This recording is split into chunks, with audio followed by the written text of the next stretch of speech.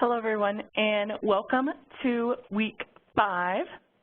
Congratulations on making it to the midway point. Today we're going to be talking about 2 different topics. The first is gender and delinquency. So we're going to talk a little bit about the difference between boys and girls and their rates of delinquency. We're going to really focus in on girls, and I'm going to talk about a recent study that was done called the Girls Study Group. I just find it really, really interesting and worth sharing. Then we're going to talk a little bit about child abuse and neglect. So first, talking about socialization differences. Now, this is something that we explore in depth in the class criminology, and so I'm just going to give a brief overview, but it's some things that I find really, really fascinating. Actually studying the differences in genders and delinquency is something that has interested me for a very long time, and so one of the things that interests me the most is how girls and boys are socialized differently. A couple examples of that, where when we interview boys, they talk about their self-worth and their self-esteem and those types of things. So they might not use the term self-worth, but we basically give them prompts to help them identify what we're talking about. And boys believe their self-worth is based on their level of independence. Girls, however, believe that their self-worth is based on their ability to create and sustain relationships. And so completely 2 different ideas on self-worth.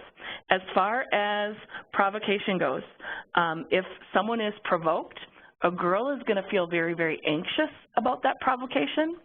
A boy is more likely to retaliate based on that provocation.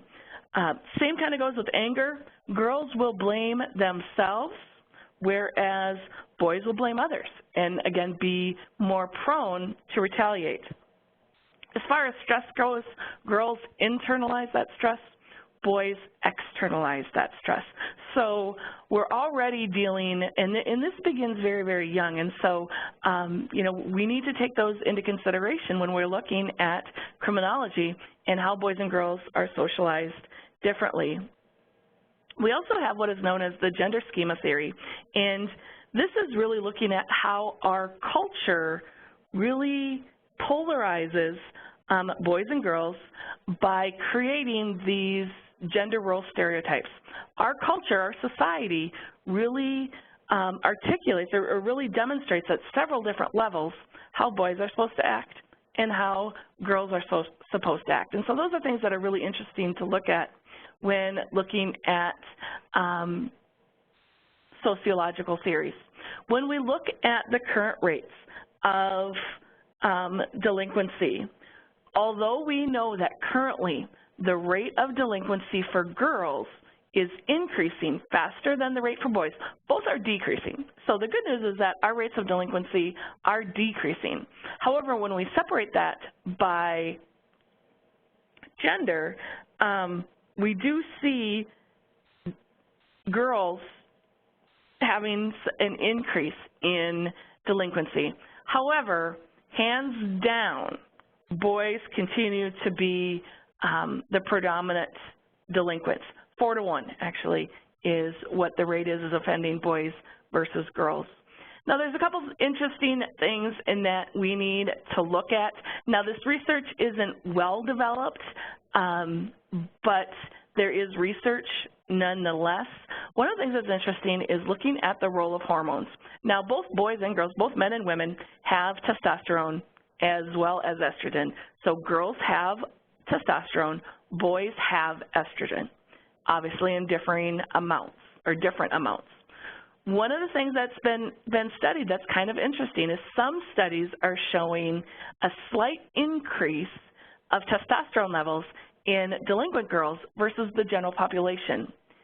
They're also seeing slightly less estrogen levels in delinquent girls than the general population. So again, not real strong research, but is at least something to consider. We also know that incarcerated girls have higher rates of mental health issues than their male counterparts. All right. Well, also another thing when we're looking at socialization of juvenile girls, we need to look at some of the issues that are happening at home and how girls are responding to them, where ultimately the girls involved in the juvenile justice system are reporting that their home life is more dysfunctional than boys. Now, ultimately, we don't know how to interpret that. It could just be their personal interpretation. They might believe it's worse than it is, or it might actually be worse. We don't know really how to interpret that. We also need to look at the different rates of abuse in the home.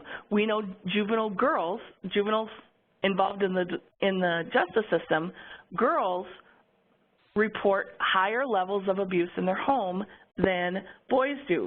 And so that's interesting because we know that an abusive environment is positively correlated to delinquency. We also know that it can be linked to gang participation, where even though we have very few females joining gangs, the ones that do, one of their common denominators or underlying factors that they report is that they came from homes that were abusive. As far as abusive homes go, we also need to know that runaway is a factor. Most runaways are girls, as about 60% of the runaways are female.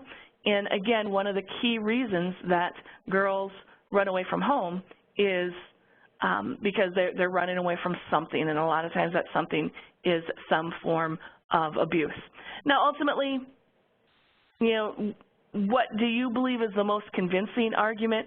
I'm going to argue that all of these do play a role. We can't give more weight or too much weight to one and ignore the other.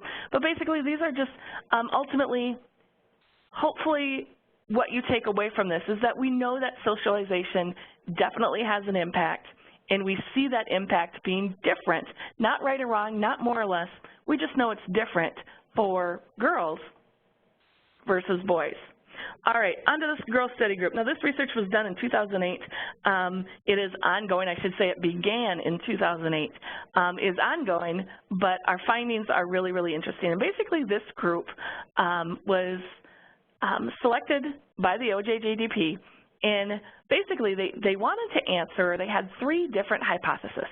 And the first is which girls become delinquent, what factors put them at risk, as well as what factors protect them. And again, we're seeing more evidence in protective and risk factors. And it's a huge deal. It's like the buzzwords of delinquency and delinquency prevention. All right, so the first study took a look at which girls become delinquent. And they focused specifically on violent crimes. And what's interesting is, again, violent crime rates among juvenile delinquents is lower than it's been in many, many years. So both boys and girls are reporting lower rates, but that decrease is more for boys than it is for girls. So that's interesting. However, we can't jump to any conclusions with that. Remember, we have 3 different ways of measuring crime, and one of those ways is self-reports, where we ask kids, how much crime are you committing, and then break it down by different crime types. In this same reference or time reference, the self-report didn't change.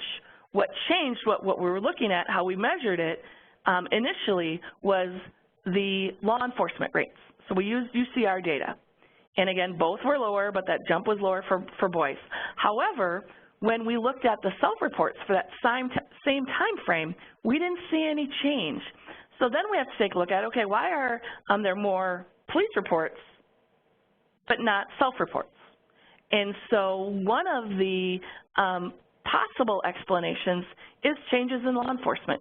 We are seeing police officers more willing to arrest juvenile girls than they used to be. They used to not want to arrest girls. There was this whole cultural belief about girls and crime, and the police were more willing to arrest boys than they were girls. And we see that shifting just a little bit. So that's some interesting findings on that first question. Now, in looking at the second question, so what factors protect girls from delinquency? The first thing we need to look at is when looking at both genders. So this applies to both genders. We know some family dynamics. We've talked about this already. I'm sorry, I'm jumping ahead. So this first one is risk factors. Risk factors for both genders. The first is family dynamics, and we've talked about these already. The parental supervision, low parental supervision is a risk factor. If the family has criminal history, so the parents are involved in criminal activity, CH is this criminal history, we know that's positively correlated to the juveniles committing delinquency. Child maltreatment, we're going to talk about child abuse in a little bit. We know that that's definitely a risk factor. Involvement in school. Kids who are not involved in school are at risk for juvenile delinquency, again, and this is for both genders. The neighborhood impacts both genders. We've talked about poverty rates and within being an influence on delinquency. Crime rate, employment opportunities are all risk factors. The availability of programs, what's there to help? Is there a Boys and Girls Club? Is there other organizations or programming that's there to help kids? If not, if those programs are not available, those are all risk factors for both genders. All right, when we look at specific to girls, and these, again, I find this really interesting. Girls who hit puberty early are at higher rates of, or higher risk for juvenile delinquency. Girls who have experienced sexual abuse are more at risk for delinquency. Girls who have been diagnosed with depression and or anxiety are at higher rates than boys for delinquency. And one of the things that I find most interesting is the research demonstrated they're romantic partners. If the boyfriend is involved in delinquency, the girl is more likely to be involved as well, but it's not vice versa. If the girl is involved in juvenile delinquency, that doesn't increase the boy's risk. And so I thought that was interesting as well. All right, the last study, again, looked at protective factors. And again, we've talked about these, or some of these already. It really is influenced by that social bonding theory, Travis Hershey's theory, in what keeps kids away from delinquency. Support for a caring adult, whether that be a parent or anyone else, positive mentor, role model in their life. For girls specifically, that has a tremendous impact. Seeing success in school has a tremendous impact on girls, as well as school connectedness. So having some type of connection to someone or something at school seems to be more of a protective factor for girls. It's for both, but more so for girls. The role of religious programming is a protective factor more so for girls than it is for boys. So no matter what religion it is, being involved is a definite protective factor for girls. All right, shifting gears a little bit to talk about child abuse and neglect. First and foremost, as far as the extent of child abuse goes, we really need, and why I have the question marks on the slide, we don't know. We know that this type of crime is tremendously underreported. Of the reports that we get, now the most recent data we have is from 2013. This is directly from the U.S. Department of Health. In 2013, there were 3.5 million cases of child abuse and or neglect reported through different reporting measures, but ultimately they all go to the U.S. Department of Health. That's the collection area. And there are 3.5 million reports. Of those reports, 60% were substantiated, meaning when they investigated, they found evidence of child abuse. What's really, really interesting, now I've been teaching with Rasmussen College for 12 years and have been discussing child abuse rates for 12 years. That substantiated rate used to be about 40% when I would present this data. So we have seen a great increase in cases or percentage that is substantiated. Now, we don't necessarily know why. There's lots of theories as far as why we're seeing more substantiation, but nonetheless, it's just been a tremendous increase even since I've been teaching this class. However, things that haven't changed, these stats remain relatively constant. Every year I teach this, I look, and I have to change the slide very, very little as far as these points. Right around 48%, it hangs anywhere between 38 and 42% are the very young. 38% are age 1 to 3, 23% are age 4 to 7. The main reasoning behind that is these are the kids that are not in school yet for the most part, or in early school age, are not able to articulate. You know, are not able to tell someone quickly. The racial distribution we see remaining very, very constant. Again, most of this crime is committed by white people, and a lot of this, when we look at our overall population, that makes sense. By whom is where I get most concerned. So 81%, or just shy of 81% of child abuse is committed by their parents. You will see me several times this quarter in our announcements, in our discussion forums, in this lecture. The most dangerous place for a child to be is in their own home. We work so hard at you know, teaching our children to fear the boogeyman. Ultimately, as bad as it sounds, if we really want to tell a child who to fear, 80% of child abuse and neglect is committed by their parent. Of course, I don't want, you know, bring a fairy to mommy. Of course not, but those are things that we need to really take into consideration. We see, for the most part, the victim and offender being very similar in racial demographics. We see lots of consistencies there.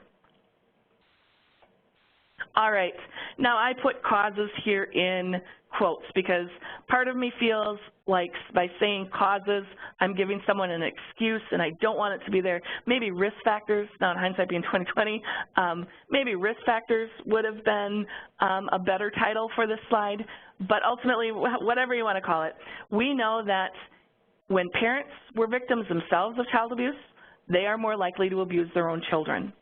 And some of these I think are really, really interesting. Presence of an unrelated adult. A lot of times what this is referring to is the boyfriend or girlfriend. Next to the parents is another likely suspect or offender of child abuse, or even if the parents is still the offender, a lot of times it's going to happen when a boyfriend or girlfriend is there, comes into their life. Isolated and alienated families, and a lot of this ties in with poverty. Kids who aren't able to go out much, stay at home simply because of funds or other reasons, tend to be more at risk for being abused or neglected.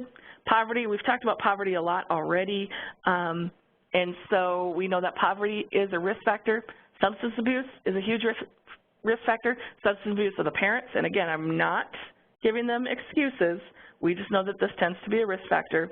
And then stepchildren have a greater risk of being abused than biological offspring when both of them are present. So those are some of the things that we take a look at as far as research. And again, hindsight being 2020, these are things that trends that we tend to see in abuse victims as well as the offenders. Ultimately, the results, and again, I use results very, very loosely, where ultimately we know that kids who are abused tend to see that level of aggression as how to resolve a problem. And so their solution for responding to problems is using aggression. Kids who are abused have a very difficult, it's basically a psychological, it becomes almost a level of mental illness. They aren't able to develop feelings of empathy. And ultimately, they have higher risks of delinquency. We see this link supported by many theories, including the social control theory, the social learning theory, and the general strain theory. So we see lots of links in support from theories that we've already talked about. All right, so that wraps up the content. I want to spend just a few minutes talking about the assignments that are due this week. This week you do have 2 chapters. Both are linked under that Lessons tab from the textbook. There is a journal article as well as the links that are built right into that Lessons folder, so make sure you take a look at all that. The writing assignment this week is going to do the role or the influence of TV. Now, I've taught this class for many, many quarters. I always get at least 1, maybe 5 emails from students saying, I don't watch TV. It can be a movie. It can be you know, something on, you know, they'll say, I don't watch TV, but I have Netflix. Well, it's what do you watch on a screen? You know, take that TV loosely. Ultimately, what your writing assignment needs to do is first provide a summary of the show. Assume that I have never seen the show, and to be honest, that's very, very likely. I don't watch much TV at all, and so assume that I know nothing, and so provide a 1 to 2 paragraph summary in your own words of the show, and then what the influence on juveniles that show has. You must incorporate protective and risk factors. So in the reading this week, there's a whole big section on different protective and risk factors. We've been talking about them. Make sure you incorporate those actual protective and risk factors. I'm looking for specific information about that and specific tie-in from your textbook to the writing assignment. You know, also incorporate theories that might be demonstrated by that. Incorporate that radio concept. Remember that nucleus, the child is in the middle. The radio concept talks about the influence of the family, the peers, and then the broader community. Incorporate that as well. The discussion forum this week looks at child abuse rates. So basically, you need to research child abuse rates. Make sure you are doing scholarly research. And so talk about what you think the child abuse rate, what's happening right now, increasing, decreasing, and why. Lastly, we do have a midterm exam this week. There are 10 multiple choice and true-false questions. There is no time limit for this exam. However, you can only access it once. So make sure you are well prepared. There's not a study guide or anything like that I've created for the midterm. So what I would recommend is when you read the chapters, if you've made highlights, I would create an outline of what you have highlighted. And again, remember that it's all fair game. And lastly, please make sure you're reading the announcements. I get so many questions and you know, writing assignments that unfortunately get a very poor grade, and it becomes very obvious that the person just kind of went with what they thought. Read those announcements. Again, every Monday, I post an announcement that clarifies the expectations. It gives you a rubric, so you know exactly. I don't want you to have to guess on what you need to write about. And so make sure you're reading those announcements to have the potential of earning as many points as possible. All right, that's all I have for you this week. If you have any questions, please don't hesitate to ask. Have a good week.